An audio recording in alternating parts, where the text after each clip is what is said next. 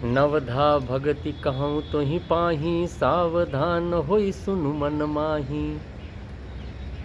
सातम सम मोहि मैं जग देखा, मोहिते अधिक संत करि लेखा।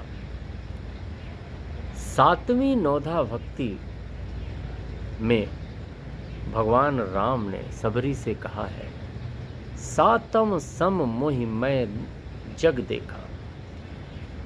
सातवीं भक्ति ये है कि संपूर्ण जगत में समान रूप से भगवान को देखना।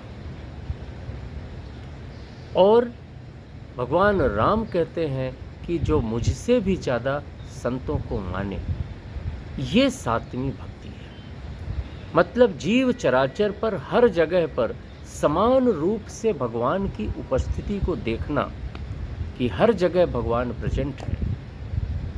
और भगवान से भी ज़्यादा श्रेष्ठ सत्कार संतों का करें,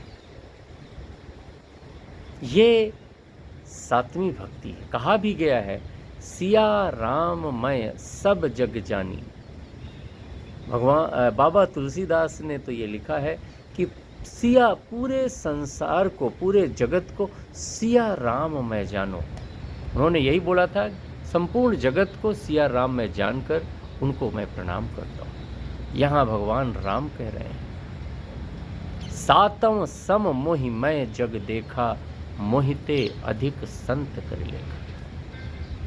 हम चल रहे होते हैं, कई बार रास्ते में हम जब चलते हैं, हमारे पास कोई गरीब आ जाता है और वो हमसे भिक्षा मांगता है कि कुछ दे दो।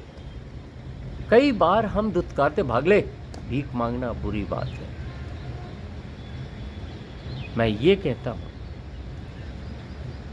कि जितना भगवान आपके अंदर है, वो उतना ही भगवान उस भिखारी के अंदर भी है। आप अगर उसको कुछ दे नहीं सकते तो उसको दुत्कारो नहीं, ये आपके पतन का कारण बनेगा, क्योंकि उसके अंदर बैठा हुआ भगवान हर्ट होता है। सेवा कर सको अच्छी बात है, नहीं कर सको हाथ जोड़ लो कि बाबा हम कुछ नहीं कर पाएंगे। थोड़ी थोड़ी चीज़ें होती है। कई बार ऐसा होता है ना कि किसी को परेशान करने में हमें मज़ा आता है। अब किसी कोई नहीं है, अगर सब में वही समान रूप से विद्यमान है,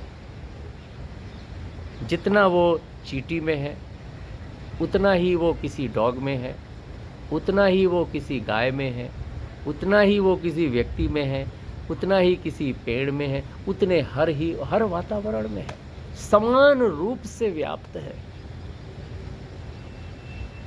तो क्या सोचें कि कहाँ भगवान है, कहाँ नहीं है। ना जाने किस वेश में बाबा मिल जाए भगवान। हर जगह भगवान है, तो किसी को दुत्कार मत करो। किसी ने अगर आकर आपका विरोध किया, आपको इंसल्ट किया, तो ये मान लो एक बार कि वो भगवान इंसल्ट कर रहा है, उसको छोड़ दो, प्रतिकार से बचो। और भगवान हर एक्ट को आश्चर्य के साथ देखो, इंटरेस्ट के साथ देखो।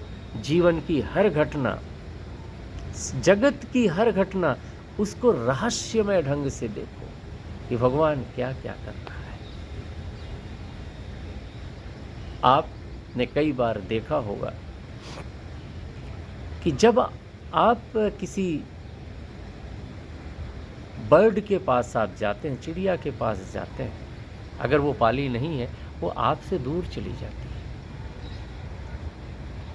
अब उसका जो उड़ने की रिदम है, उस रिदम पर आप देखो कि आप भगवान के पास गए और वो एक रिदम के साथ डांस करता हुआ आपसे दूर जा रहा है। कई बार ची ची ची करते हुए वो आपके पास रहता है। कहीं कोयल के रूप में वो कुहू कुहू की आवाज़ कर रहा है, कहीं झरने के रूप में वो बह रहा है, हवा की सनसनाहट में वही है, समुद्र की लहरों में वही है। और जहाँ ये कुछ भी नहीं है, ना हवा है, ना पानी है, ना मिट्टी है, क्षिति जल पावक गगन समीरा, ये भी नहीं है, वहां पर भी जो कुछ है ना, वहां पर भी प्रभु विराजमान है। तुम्हारे विचार पर, तुम्हारे हर एक थॉट पर, तुम्हारे सोचने के तरीके पर उसी की तो लीलाएं चल रही हैं। देखने की ज़रूरत है, देखने की ज़रूरत है। जो व्यक्ति बहुत उड़ता है ना, भगवान को कुछ नहीं समझता, भगवान उसको उड़ा ही देता है। रावण के साथ तो यही हुआ था। भगवान राम ने रावण के साथ पूरे युद्ध में ऐसा लग रहा था कि भगवान राम उससे मजाक कर रहे हैं।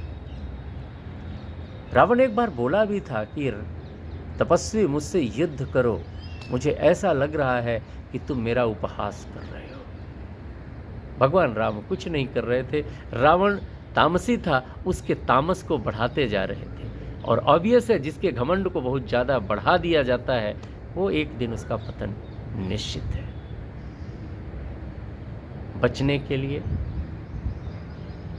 सिया राम मैं सब जग जानी, करहु प्रणाम चोर जुग पानी। सातम सम मोहि मैं जग देखा, मोहिते अधिक संत कर लेना। संतों का उपहास कभी मत करना।